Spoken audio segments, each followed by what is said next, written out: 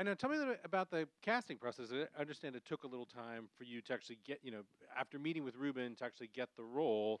What was that process like? Well, he's quite thorough, right? So I think we went through 3 casting sessions, and they were all sort of like 3 hours long. And actually, I didn't read the script till after I got the part, because he didn't allow anyone to read the script beforehand. And for the first casting, I was asked to write and do the speech that I do in the museum, introducing the art exhibition.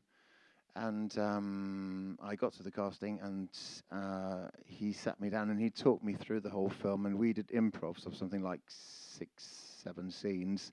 And then I was just about to leave. He was about to send me on my way, and I said, listen, I've actually written this speech, and should I do it? And then I did it. And what is interesting about that is afterwards, he said to me that, that at that point where I say, my father just died, can you just talk to me for half an hour? Because I've got no one to talk to. That sort of flipped it for him, turned it. So that was a quite good thing that I insisted on doing it, because he was about to send me on my way. Well, tell me about sort of like your version of that speech, writing that speech.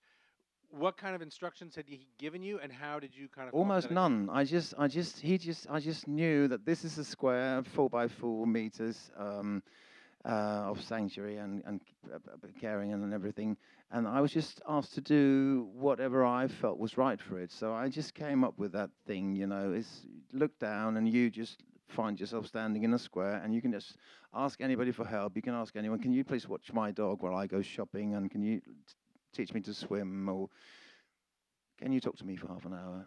Because my father I just came up with that, and we kept it in the film, yeah. So I think he must have liked it at somehow, yeah. And so then once you actually read the script, I mean, the film deals with a lot of issues. There's like a lot going on in this movie. It deals with sort of, I know Ruben talks about sort of social contracts. It deals with class. It deals with sort of male privilege and sort of the privilege of power. Where do you start with all that? Like, how do you kind of come up with your performance?